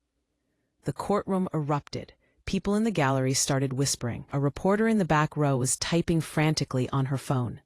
Morrison was gathering his papers like he wanted to disappear. Judge Vasquez wasn't done. She looked at Morrison. Mr. Morrison, I am also referring your conduct to the Maine Board of Overseers of the Bar for ethical review. You filed a petition supported by evidence you knew, or should have known, was false. You presented witnesses you did not properly vet. This borders on fraud upon the court. Morrison's face went gray. Your Honor, I was simply representing my client's stated concerns. I relied on the information provided to me. The judge's expression didn't change. That will be for the bar to determine. This case is closed. Bailiffs will escort the petitioners from the courthouse. My father tried to stand, but his legs buckled. A bailiff helped him up.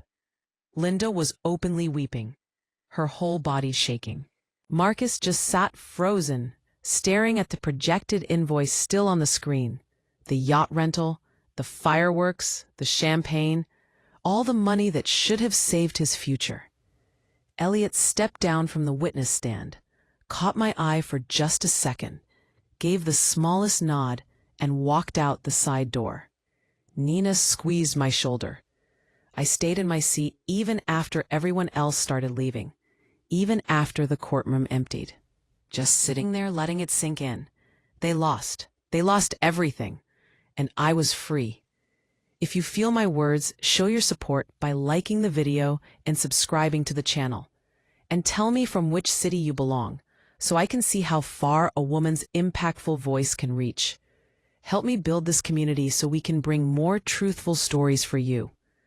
Marcus's first serious flare-up hit about 6 weeks after the hearing, in mid-June, and I heard about it through a mutual acquaintance, someone who'd gone to high school with both of us and still followed him on social media.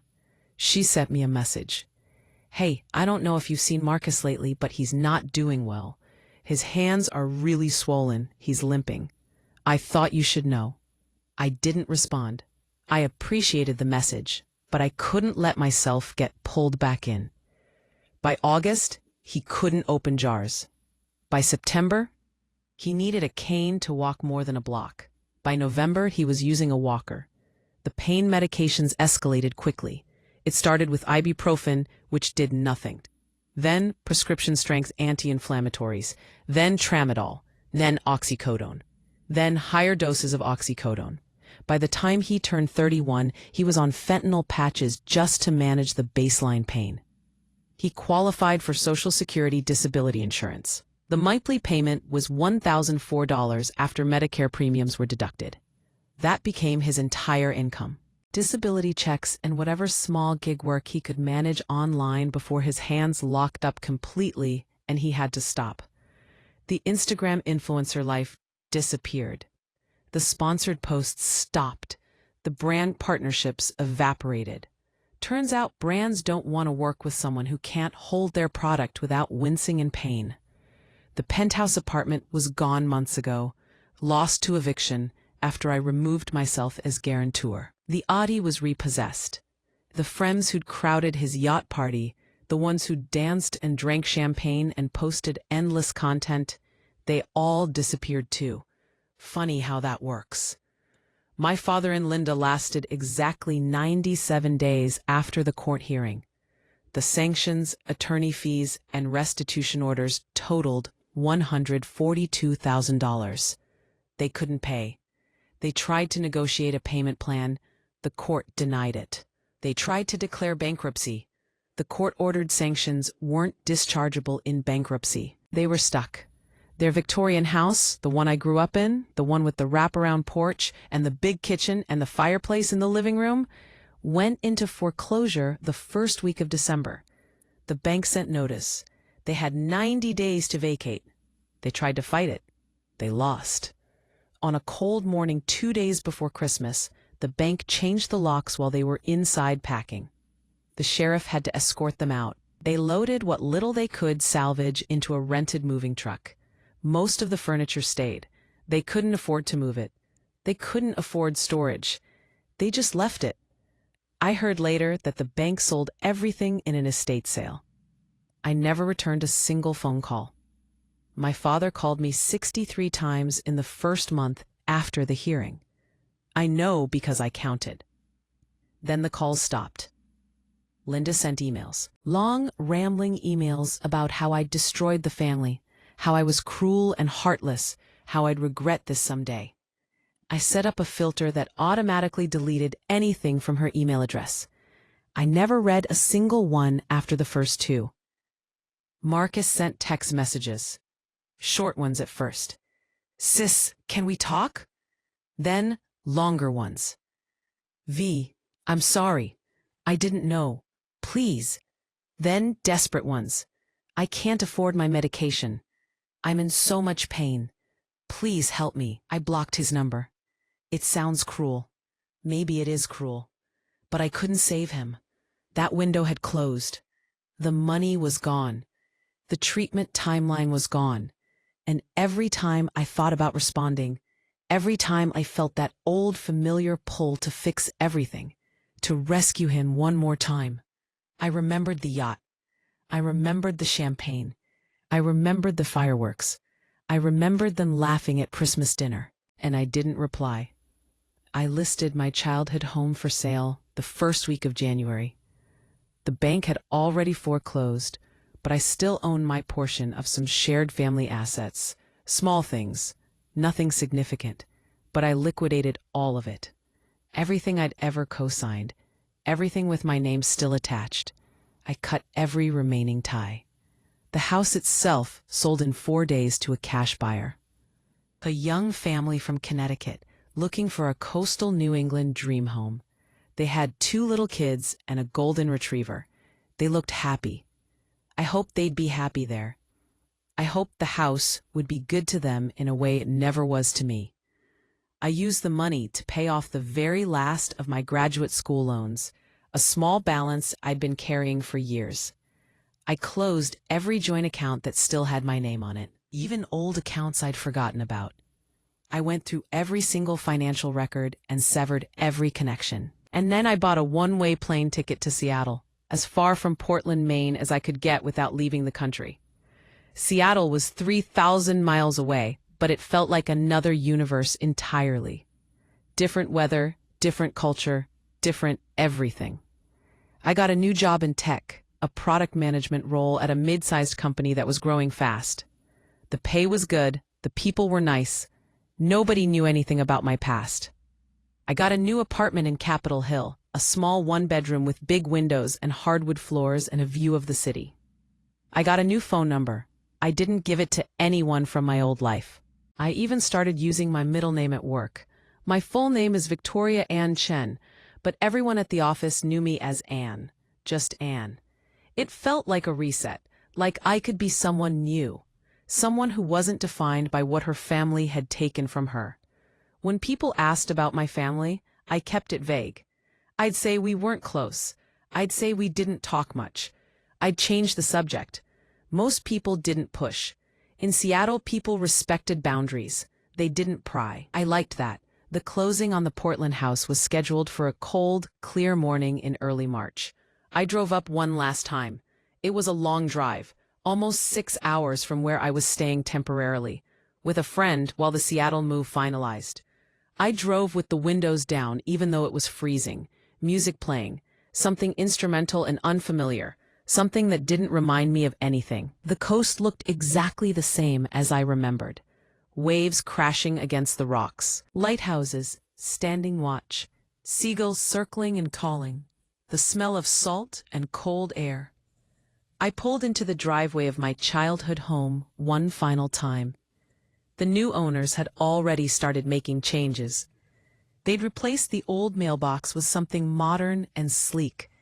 The porch, where I used to sit and read on summer afternoons, had been repainted a soft gray instead of the peeling white I remembered. Someone had hung a cheerful yellow wreath on the front door instead of the faded pine one that used to hang there every winter. The house looked different, happier, maybe. I walked through every room slowly, one last time. The real estate agent had given me keys for the final walkthrough. The dining room where Christmas had exploded into silence. I stood in the doorway and remembered that moment, the way everyone's faces had changed when I asked about the medical fund. The kitchen where I used to make Marcus scrambled eggs on Sunday mornings, when he was 14, when things were simpler, when I still believed that taking care of people meant they'd take care of you back. My old bedroom, the one I'd slept in from age 7 to 18, was now staged with generic furniture and bland art. Nothing that meant anything. It didn't look like my room anymore. It looked like a showroom. I left the keys on the granite counter in the kitchen next to the closing documents, locked the door behind me for the last time, and stood on the front steps. I looked out toward the ocean, barely visible through the trees. The sky was that pale winter blue that only happens on the coldest days. Somewhere, in a subsidized apartment in South Portland, Marcus was probably waking up to another day of pain he couldn't escape. Pain that would only get worse, pain that could have been prevented. Somewhere in a cheap rental across town, my father and Linda were learning what it felt like to be the ones with no options left, the ones who had to figure it out on their own. I didn't feel victorious. I didn't feel guilty. I just felt done, finished, complete, free. I got in my car, rolled all the windows down despite the cold, and let the salt air fill my lungs one last time. Then I drove south toward the highway, toward the airport, toward Seattle, toward my new life, and I didn't look back once, not even in the rearview mirror. I just drove. The months that followed were the quietest I'd ever known. Seattle rain felt different than Maine snow. It was softer somehow, less accusing. It fell steady and gentle and constant, and I found it comforting. I started going to a coffee shop near my apartment every Saturday morning. Not the daily grind. A different one. A local place called Vesta Coffee. I'd order a latte, sit by the window, and read without checking my phone every 5 minutes. I'd read whole books, fiction mostly, stories about other people's lives. I found it soothing to lose myself in someone else's story for a while. I made a friend at work, a woman named Janelle, who was a few years older than me and worked in design. We started having lunch together. She didn't ask about my family. She didn't pry into my past. We just talked about normal things: work, movies, books, the weather, recipes we wanted to try, a new restaurant that opened downtown. Small things, easy things, things that didn't cost me anything emotionally. It was the first real friendship I'd had in years that felt balanced, where I wasn't giving more than I was getting. One evening in late May, I was walking home from the grocery store when my phone buzzed. A voicemail from a number I didn't recognize. Maine area code. I almost deleted it without listening. But something made me press play. It was Marcus. His voice was quiet, tired, older than it should have been. There was noise in the background, maybe traffic or a TV. "Hey V, I don't know if you'll even listen to this. I wouldn't blame you if you didn't. I just wanted to say, I'm sorry. I know that doesn't mean anything now. I know it doesn't fix anything. But I'm sorry. I didn't know. I swear to God. I didn't know what they did. I didn't know about the trust. I didn't know about the diagnosis. I didn't know any of it until that courtroom. And by then, it was too late. Everything was already gone." There was a long pause. I could hear him breathing, maybe crying. Then his voice came back, cracking and broken. "I'm not asking you to forgive me. I'm not asking for money. I'm not asking for anything. I just needed you to know that I'm sorry. I'm so, so sorry." Another pause. Another pause. Another pause. "I can't hold a coffee cup anymore, V. I can't tie my shoes. I'm 31 years old and I feel like I'm 80. Every single day I wake up and I think about that yacht. I think about the fireworks. I think about the champagne. And I think about how I didn't even thank you. Not once. Not for any of it. You gave me everything. You gave me 9 years of your life, and I didn't even see it. I was so stupid. I was so blind. And now it's too late." The voicemail ended. I stood on the sidewalk outside my apartment building, grocery bags hanging from my arms, staring at my phone.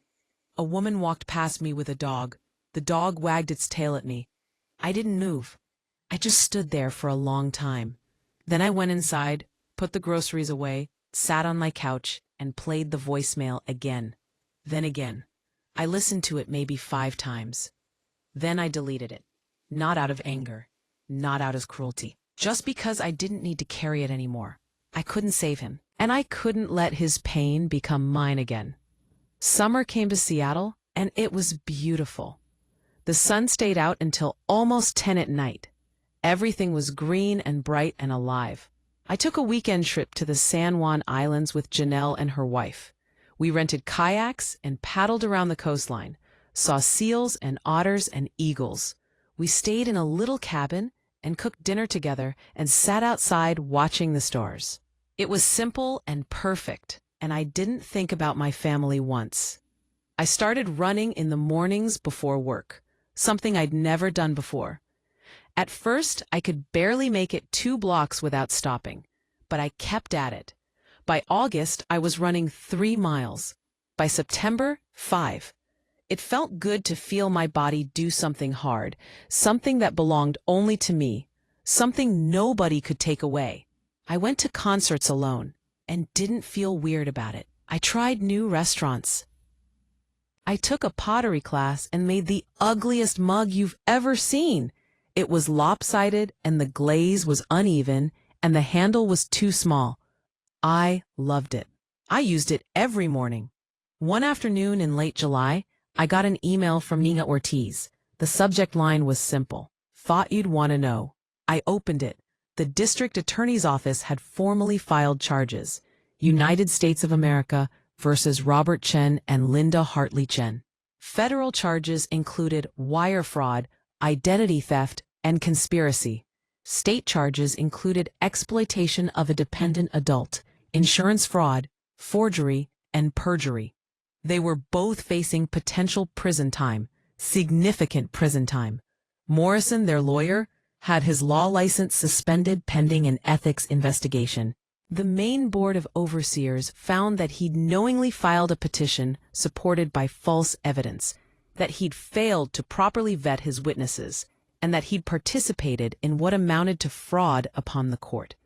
His legal career was effectively over. The notary, Jennifer Whitmore, was also facing charges for notarizing documents without the signers being present. 3 of the witnesses who'd recanted were given immunity in exchange for testimony. The others were still under investigation. Nina's email ended with a single line: "You did the right thing. Talk soon if you need anything." I read it twice, then filed it in a folder I'd created called Legal Closed. I didn't feel triumphant. I didn't feel vindicated. I didn't feel anything dramatic or cinematic. I just felt like a chapter I'd been stuck in for nearly a decade had finally, mercifully ended. A few weeks later, I was walking through Pike Place Market on a Saturday afternoon. The sun was out. The market was crowded with tourists and locals. The air smelled like flowers and fresh fish and coffee and salt water. My phone buzzed in my pocket. I pulled it out. A text from a number I didn't have saved, but I recognized the area code: Maine. I hesitated, then opened it. It was from Marcus. Just one sentence: "They're pleading guilty. Trial's off. Sentencing in September." I stood there in the middle of the crowded market, people flowing around me like water around a stone, vendors calling out their prices, someone playing guitar nearby, a kid laughing. Life happening all around me. I read the text 3 times. Then I typed a reply. Short, simple. "Thank you for telling me." I hit send. Then I put my phone back in my pocket and kept walking.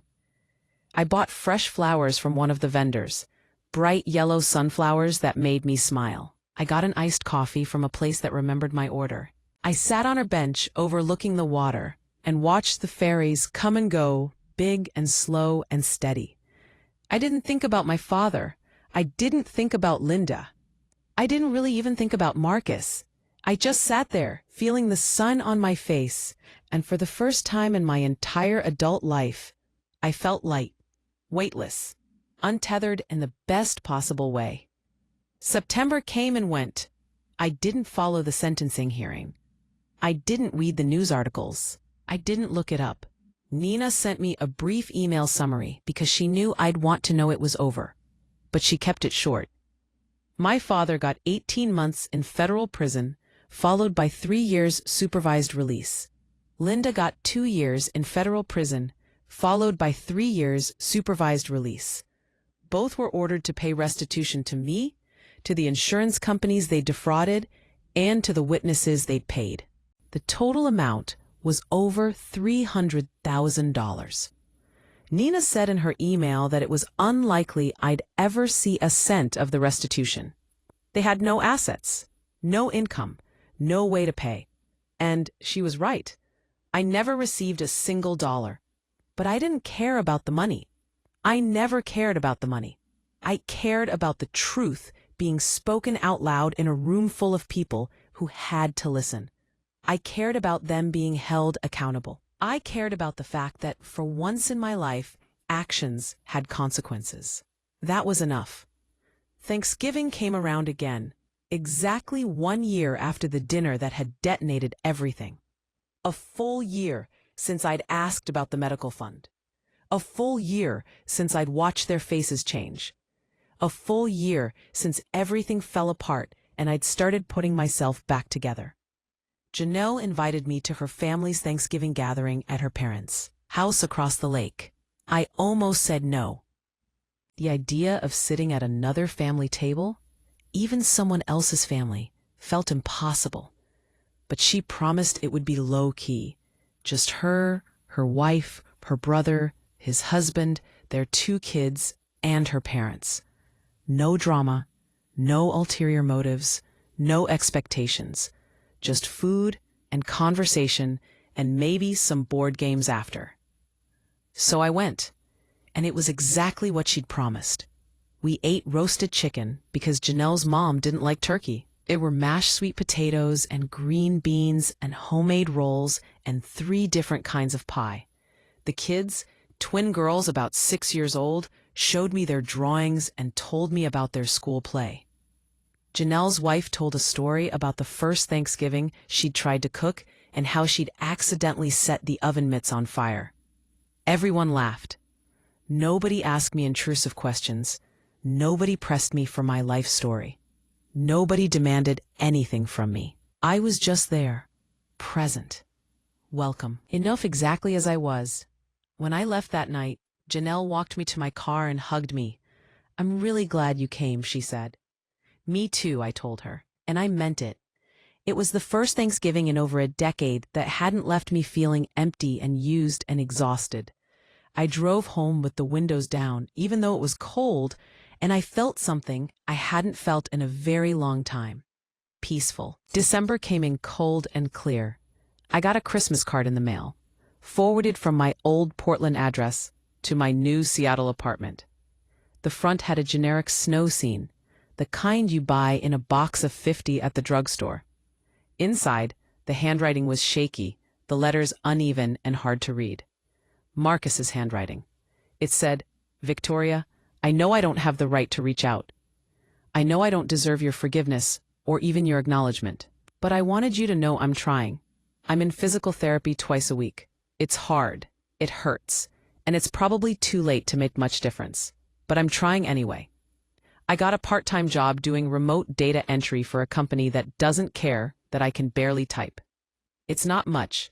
It's only about $600 a month. But it's something. It's mine. I'm not asking you to respond. I'm not asking for money or help or anything at all. I just wanted to say thank you for everything you did, for everything you tried to do, for all those years you took care of me when nobody else would. I'm sorry I didn't see it until it was too late. I hope you're okay. I hope you're happy. You deserve that more than anyone I've ever known. Marcus." I read the card 3 times. Then I put it in a drawer in my kitchen and didn't look at it again. Not because I hated him, not because I was angry, but because I didn't owe him absolution. I didn't owe him closure. I didn't owe him forgiveness or acknowledgement or anything at all. And that realization, quiet and simple and undramatic, was one of the most liberating things I'd felt in years. I could just let it be. I could just let him be. I could just move forward. Winter passed. The rain kept falling. I kept running. I kept working. I kept building this small, quiet life that belonged entirely to me. Spring came again. Cherry blossoms blooming all over the city, pink and white and impossibly beautiful. I got a promotion at work, a significant one, with a raise that made me feel like I could finally breathe financially. I started dating someone I'd met at a work event. Nothing serious, just coffee dates and walks around Green Lake and easy conversation about books and travel and favorite foods. It was light and simple, and I didn't let myself overthink it. I took a pottery class again, a more advanced one this time. I made a whole set of bowls. They were still a little wonky, but they were mine and I loved them. I visited the ocean on weekends, different beaches each time. I collected smooth stones with no plan for what I'd do with them. I just liked the way they felt in my hand. I started journaling every morning, just a few pages, whatever came to mind. My therapist had suggested it months ago, and I'd resisted at first. It felt self-indulgent, but slowly, page by page, I started to see my own story from the outside. I saw the girl who'd given everything because she thought love was measured in dollars. I saw the woman who'd finally said no. I saw the person I was becoming, someone who didn't need to be needed to feel valuable, someone who could exist without justifying her existence, someone who could take up space without apologizing for it, someone who was enough all by herself. One afternoon in late April, exactly 2 years after the court hearing, I got a message on LinkedIn. Professional, brief, respectful. It was from Elliot. "Victoria, I hope this message finds you well. I wanted to let you know that I testified last month at a national medical conference about the critical importance of early intervention in autoimmune diseases. I used Marcus's case, anonymized of course, as a detailed example of what happens when treatment is delayed or disrupted. The presentation sparked significant conversation in the medical community about patient advocacy, family dynamics in healthcare decision-making, and the need for better safeguards around medical trusts and healthcare funds. Several journals have reached out about publishing the case study. I thought you'd want to know that something good came from all of this. Your actions, your planning, your advocacy, even though it was undermined, is changing how we think about these issues. Take care, Elliot Brennan, MD. I read it sitting at my desk at work during my lunch break. I smiled, a real smile, and typed a quick reply. Elliot, thank you for letting me know. I'm glad something positive came from it. And thank you for showing up when it mattered. That meant everything. Take care, Victoria. I hit send. That was it. No long conversation, no reopening old wounds, no rehashing the past. Just acknowledgement, gratitude, and a clean ending. Exactly what I needed. Summer came back around, warm and full of light, and long days that stretched into evening. I took a full week off work for the first time in years and flew to Colorado. I hiked trails I couldn't pronounce the names of. I ate terrible gas station sandwiches and drank bad coffee from rest stops and watched sunsets from mountain peaks that took my breath away. I met people on the trails, exchanged pleasantries about the weather and the views, and then moved on. I didn't tell anyone my story. I didn't mention where I was from or what I'd been through. I was just a woman hiking, anonymous, free. On the last night of the trip, I sat outside my cabin under a sky so full of stars it didn't look real. No light pollution, no city glow, just darkness and stars and silence. I thought about the girl I used to be, the one who measured her worth by how much she could give away, the one who believed that love meant sacrifice, that family meant obligation, that saying no made you selfish. I thought about my father's voice telling me I didn't get to walk away, that my role was to provide, that stopping meant everyone would fall apart. I thought about Linda's cold eyes calculating every dollar, every payment, every way she could extract more. I thought about Marcus, young and careless and blind, never seeing the cost of his lifestyle because I'd hidden it so well. And I thought about who I was now, someone who'd chosen herself. Someone who'd set boundaries and held them even when it hurt. Someone who'd walked away from people who'd spent years taking and never once said thank you. Someone who was building a life that was small and quiet and entirely her own.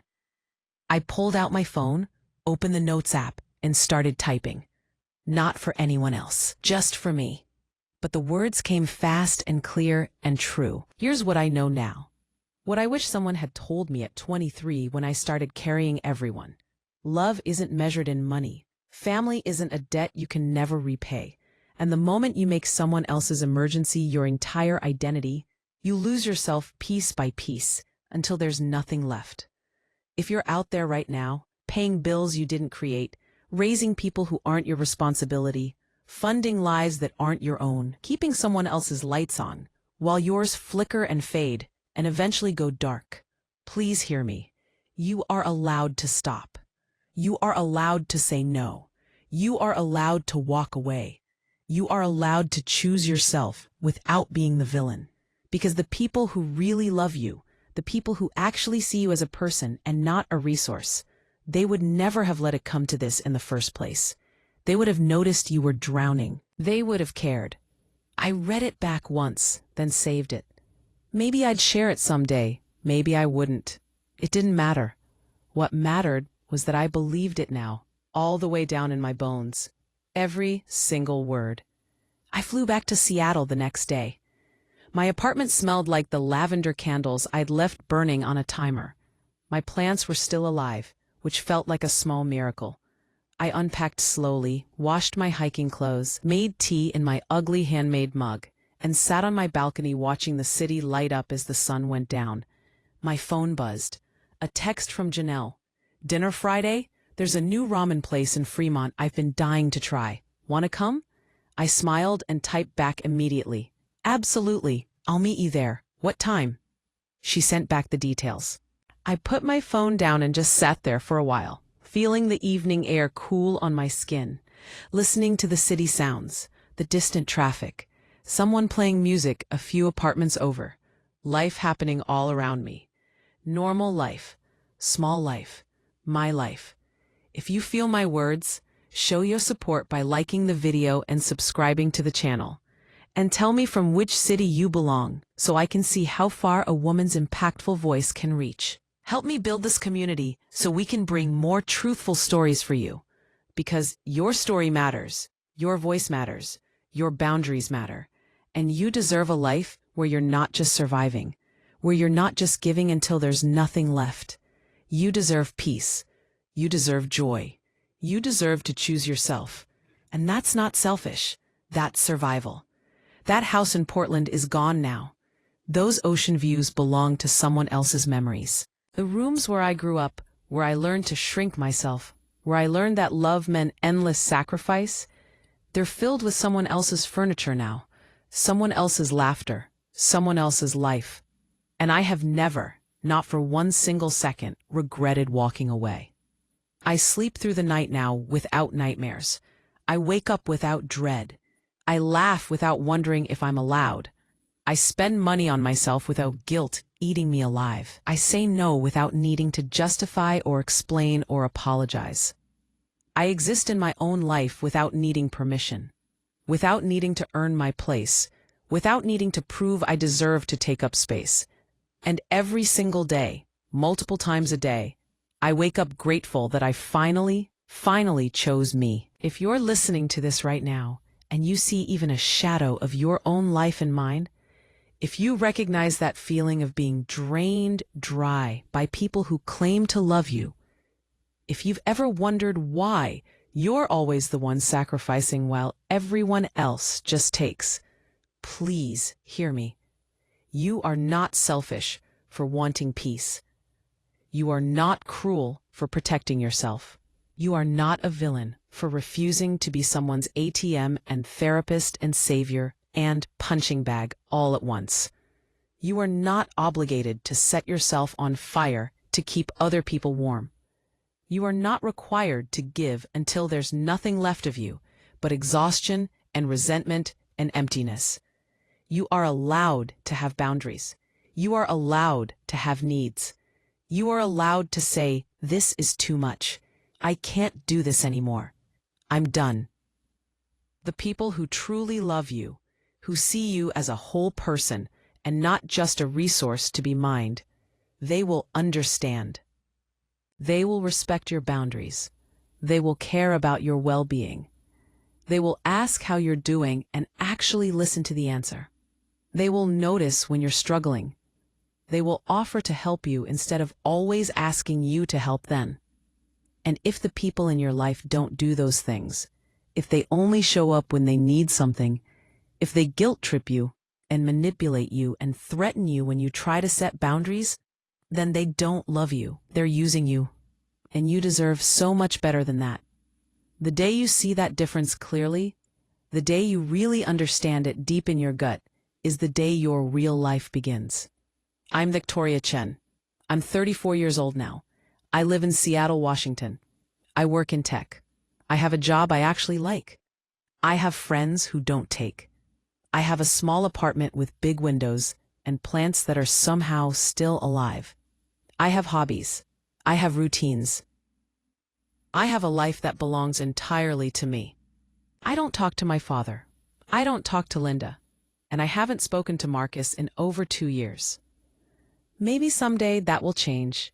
Maybe it won't. Maybe he'll get his life together. Maybe he won't. Maybe they'll serve their prison time and come out different people. Maybe they won't. Honestly, it doesn't matter anymore. Their lives are their own now. Their choices are their own. Their consequences are their own. And I'm finally, blessedly, free of it all. I'm free of the guilt, free of the obligation, free of the constant, crushing weight of other people's emergencies becoming my entire life. And I sleep better than I have in over a decade. So if you're still on the fence, if you're still wondering whether you have the right to walk away from people who are hurting you, even though they're family, let me be clear. You have the right. You have every right. You don't need anyone's permission. You don't need to wait until it gets worse. You don't need to give them one more chance or wait for them to change or hope they'll finally see what they're doing to you. You can just stop. You can just walk away. You can just choose yourself, and you don't owe anyone an explanation. Your life is yours. Your money is yours. Your time is yours. Your energy is yours. Your peace is yours. And nobody, not even family, especially not family, gets to take those things from you without your consent. So take back your consent. Take back your life. Take back yourself. And don't look back. Because I promise you, on the other side of that decision, there's a version of your life waiting that you can't even imagine right now. A life where you breathe easier, where you smile more, where you don't spend every day just trying to survive, where you actually get to live. And you deserve that life. You deserve it so much. Thank you for listening to my story. Thank you for being here. And if my words reached you, if they meant something, show your support by liking this video and subscribing to the channel. Tell me what city you're from so I can see how far our voices can reach together. Because we're building something here. We're building a community of people who chose themselves, who set boundaries, who walked away from toxicity, even when it was hard. And every story we share, every voice we add, makes it easier for the next person to do the same. You're not alone. You never were. And your story, whatever it is, matters. So thank you. Thank you for listening. Thank you for being here. And thank you for choosing yourself. That house is gone. Those people are gone. That version of me who gave everything is gone. And what's left is better. Stronger, freer, mine. And that's everything.